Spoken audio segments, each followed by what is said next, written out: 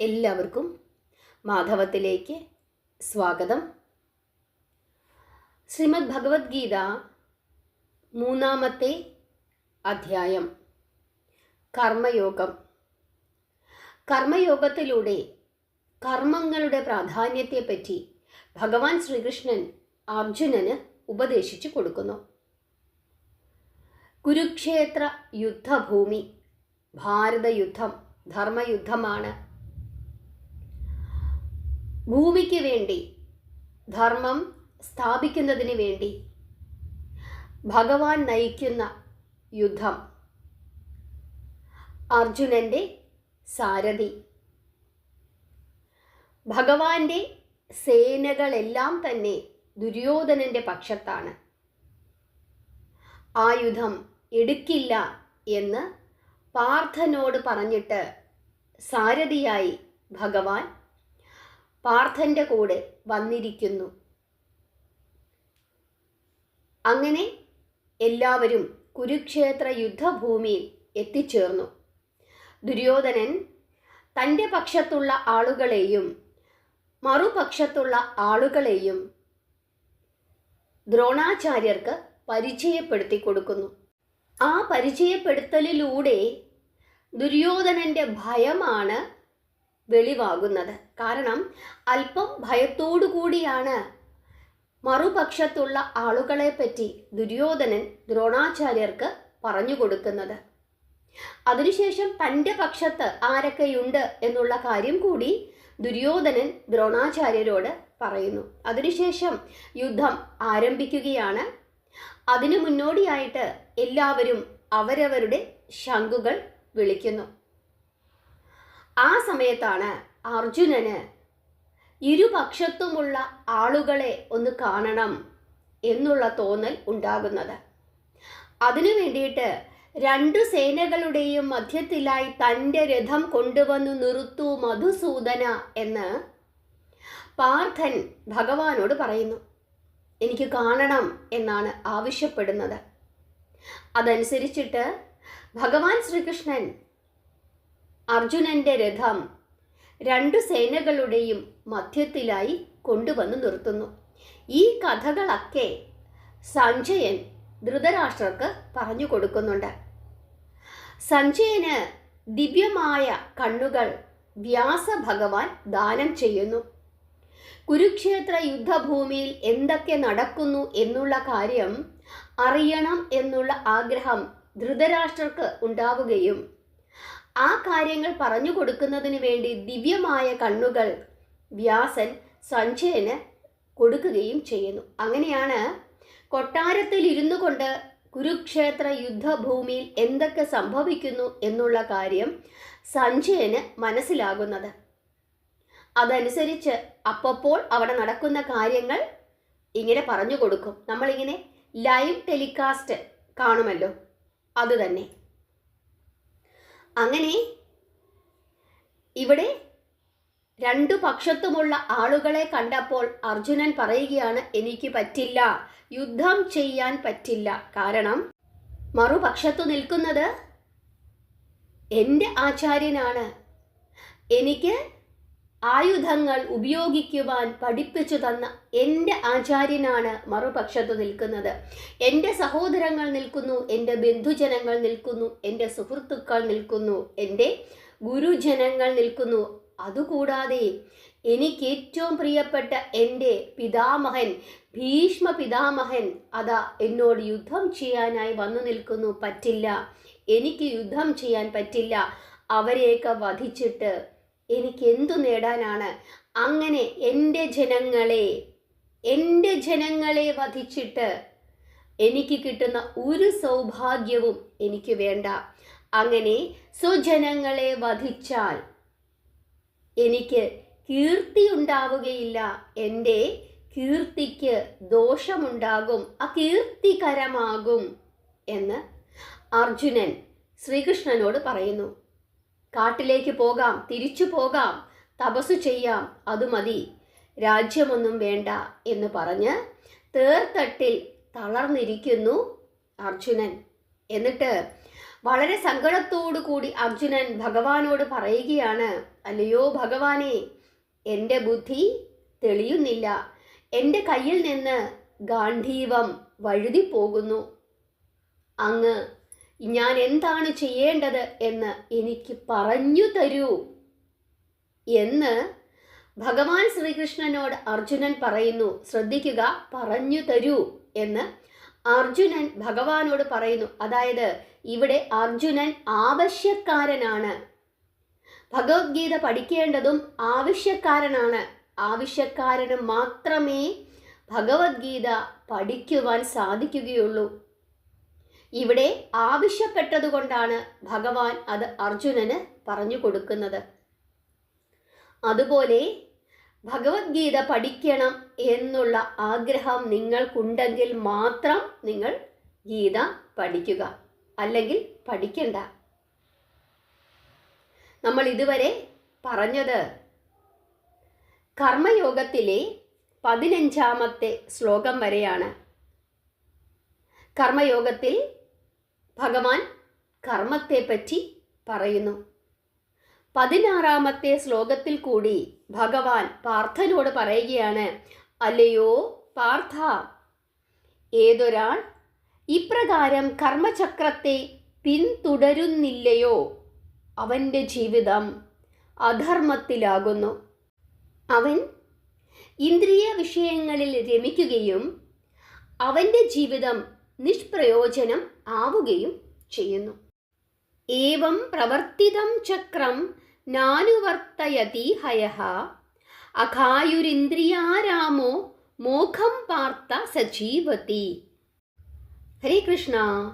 അതായത് ഒരു വ്യക്തിക്ക് 2 തരത്തിൽ ഈ ഭൂമിയിൽ ജീവിക്കാം. അതായത് നമ്മുടെ പരമമായ ലക്ഷ്യം അത് എന്താണോ, ഇപ്പോൾ ഓരോരുത്തർക്കും ഓരോ ലക്ഷ്യങ്ങൾ കാണും ജീവിതത്തിൽ. ചിലർക്ക് ഒരു നല്ല വീട് വെക്കണം എന്നുള്ളതായിരിക്കും. മറ്റു ചിലർക്ക് കുറച്ച് പണം സമ്പാദിക്കണം എന്നുള്ളതായിരിക്കും. ചിലർക്ക് തീർത്ഥയാത്ര ചെയ്യണം എന്നുള്ളതായിരിക്കും. ചിലർക്ക് നല്ല ഒരു ജോലി ലഭിക്കണം എന്നുള്ളതായിരിക്കും. ചിലർക്ക് പരീക്ഷകളിൽ വിജയിക്കണം, നല്ല മാർക്ക് ലഭിക്കണമെന്നുള്ളതായിരിക്കും. അങ്ങനെ പലതരത്തിലുള്ള ആഗ്രഹങ്ങൾ ഓരോ മനുഷ്യർക്കും ഉണ്ടാകും. ഓരോരുത്തരും ആ ലക്ഷ്യം നേടുന്നതിനായി അവൻ പ്രയത്നിക്കും. ആ പ്രയത്നങ്ങളെല്ലാം എങ്ങനെയുള്ളതായിരിക്കണം?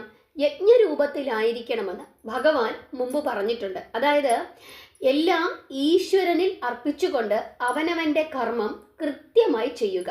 എല്ലാം ഭഗവാന് വേണ്ടി ചെയ്യുന്നതാണ്. ഓരോ കർമ്മങ്ങളും യജ്ഞരൂപത്തിൽ ചെയ്യുന്നതാണ്. അതായത് ഞാൻ ചെയ്യുന്നു, ഞാൻ നന്നായി പഠിക്കുന്നു, ഞാൻ നന്നായി ജോലി ചെയ്യുന്നു, ഞാൻ എൻ്റെ കാര്യങ്ങളെല്ലാം വൃത്തിയായി ചെയ്യുന്നുണ്ട്, ഇതിൻ്റെ എല്ലാം ഫലം ഈശ്വരൻ എനിക്ക് നൽകും. അതല്ലാതെ ആ ഒരു കാര്യം ചെയ്യുമ്പോൾ അപ്പോൾ തന്നെ അതിൻ്റെ റിസൾട്ട് എനിക്ക് കിട്ടിയാൽ മാത്രമേ ഞാൻ ആ കാര്യം ചെയ്യുകയുള്ളൂ എന്ന് മുൻകൂട്ടി നിശ്ചയിച്ചിട്ട് ചെയ്യരുത്.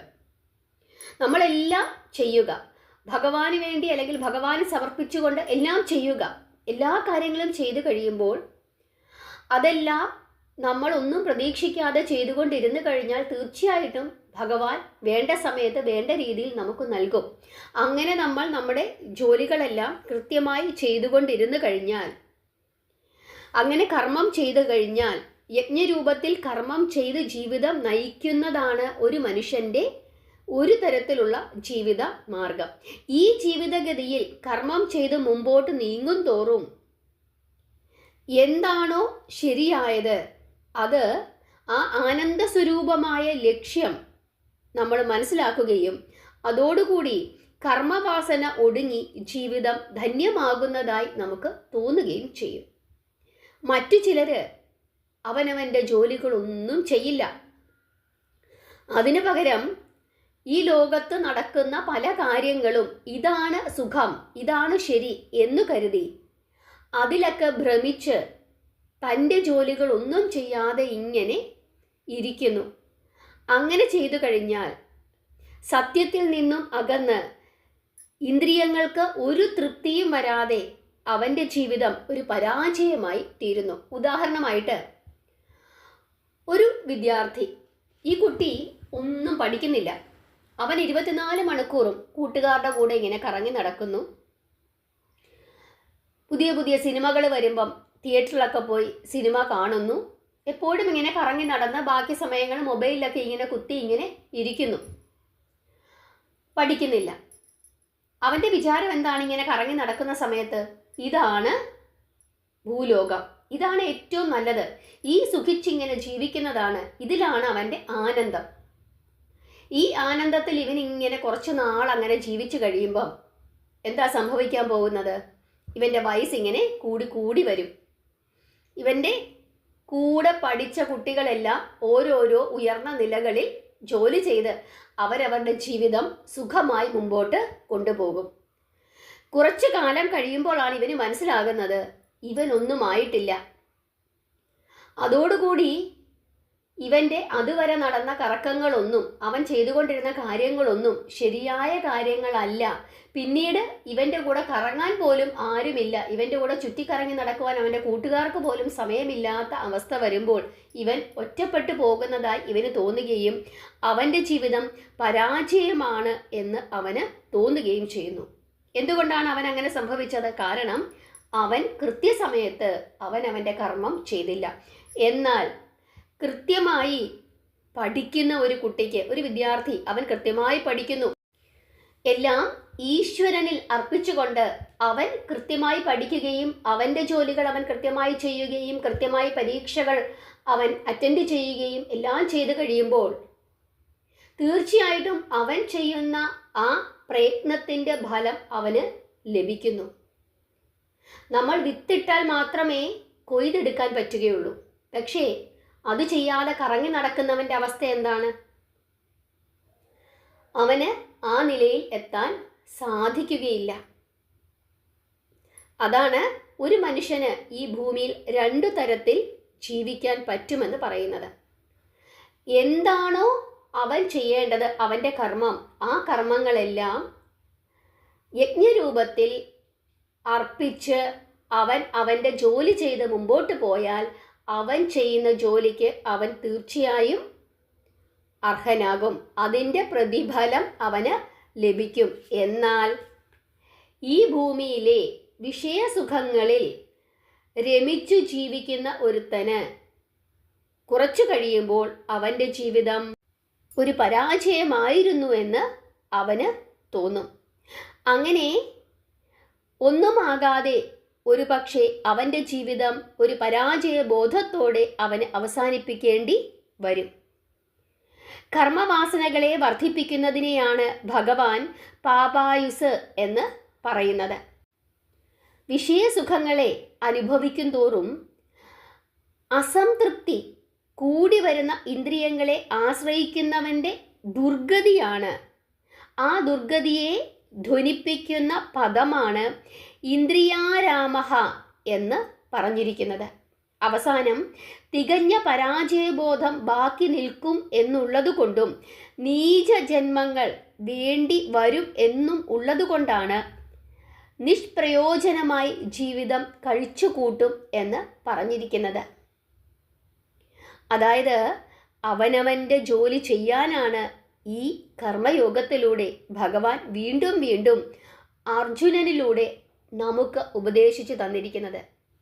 ഓരോരുത്തർക്കും അവരവരുടെ ജോലിയുണ്ട്. ആ ജോലി കൃത്യമായി ചെയ്താൽ ഇന്നല്ലെങ്കിൽ നാളെ അതിൻ്റെ ഫലം നമുക്ക് ലഭിക്കും. ആ ജോലി എന്താണ് എന്ന് കൃത്യമായി പലപ്പോഴും നമ്മൾ മനസ്സിലാക്കാതെ നമ്മൾ ചെയ്യേണ്ടുന്ന ജോലിയല്ലാതെ മറ്റു ജോലികൾ ചെയ്തുകൊണ്ടിരിക്കുന്നത് കൊണ്ടാണ് പലപ്പോഴും നമ്മൾ എത്ര ജോലി ചെയ്താലും കൃത്യ സ്ഥലത്ത് നമ്മൾ എത്താത്തത്. ഇപ്പോൾ ഒരു സ്ഥലത്തേക്ക് പോകാൻ പല വഴികൾ കാണും. ഒരു വഴി പോയാൽ പെട്ടെന്നെത്തും. എന്നാൽ ആ സ്ഥലത്തേക്ക് പോകാൻ മറ്റു പല വഴികളും കാണും. ചിലതിങ്ങനെ ചുറ്റിത്തിരിഞ്ഞ് കുറേ കാലം കഴിയുമ്പോഴായിരിക്കും, അല്ലെ കുറേ സമയം എടുത്തു കഴിയുമ്പോഴായിരിക്കും അവിടെ എത്തുന്നത്. പക്ഷെ അവിടെ എത്തും, പക്ഷേ കുറച്ച് കറക്കമുണ്ടായിരിക്കും. ചിലർ പെട്ടെന്നെത്തും, ചിലരെത്തത്തില്ല. വഴി തെറ്റി ഇങ്ങനെ അവർ വേറെ വല്ല സ്ഥലത്തേക്കും പോകും. ഇതാണ് പലപ്പോഴും സംഭവിക്കുന്നത്. ചിലർ എത്ര ജോലി ചെയ്താലും അവർക്ക് പരാജയം ഉണ്ടാകുന്ന എന്തുകൊണ്ടാണ്? അവർ ചെയ്യുന്ന വഴി ശരിയല്ല, രീതി ശരിയല്ല. അതുകൊണ്ടാണ് ശരിയായ രീതികൾ നമുക്ക് മനസ്സിലാകുന്നതിനും ശരിയായ വഴി നമ്മുടെ മുമ്പിൽ തെളിഞ്ഞു കിട്ടുന്നതിനും വേണ്ടി നമ്മൾ എന്താണ് ചെയ്യേണ്ടത്? സ്ഥിരമായി നാമം ജപിക്കുക.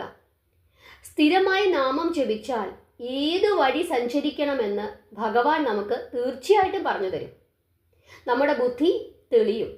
അതിനു വേണ്ടിയിട്ടാണ് ഈ കലിയുഗത്തിൽ സ്ഥിരമായി നാമം ജപിക്കുവാനും ഭഗവാന്റെ കഥകൾ കേൾക്കുവാനും ഭഗവാന്റെ കഥകൾ പറഞ്ഞു കൊടുക്കുവാനും ഭഗവത്ഗീത കൃത്യമായി പഠിക്കുവാനും ഒക്കെ പറയുന്നത്. വഴിതെറ്റി സഞ്ചരിച്ചാൽ നമ്മളിങ്ങനെ കറങ്ങിക്കൊണ്ടിരിക്കും, കൃത്യസ്ഥലത്ത് എത്തുകയുമില്ല. എന്നിട്ട് പരാതി പറയും, ഞാൻ ഇത്രയും കാലം പഠിച്ചു, എത്ര വർഷം ഞാൻ പഠിച്ചു. ഗവൺമെൻറ് ജോലി കിട്ടാത്ത എല്ലാവരും പറയുന്ന കാര്യമാണിത്.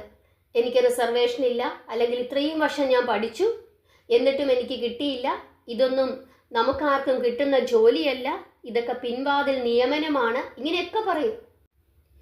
എത്രയോ ആളുകൾക്ക് കിട്ടുന്നു, അത് നമ്മൾ പറയില്ല.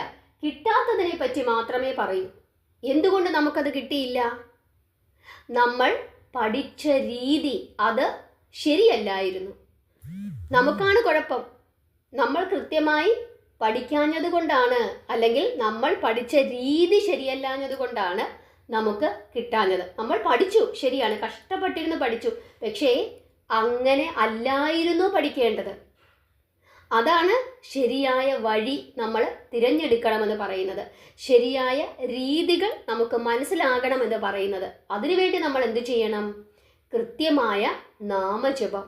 അത് കൃത്യമായി ചെയ്തു കഴിഞ്ഞാൽ നമ്മുടെ മുമ്പിൽ ശരിയായ വഴികൾ ഭഗവാൻ തുറന്നു നൽകും. നിങ്ങൾക്ക് മനസ്സിലായി എന്ന് വിശ്വസിക്കുന്നു. നാമം ജപിക്കുക, പ്രാർത്ഥിക്കുക. കർമ്മയോഗത്തിലെ 16ാമത്തെ ശ്ലോകം കൃത്യമായി പഠിക്കുക, പറഞ്ഞു കൊടുക്കുക. എല്ലാവരെയും ഭഗവാൻ അനുഗ്രഹിക്കട്ടെ. ഹരേ കൃഷ്ണ.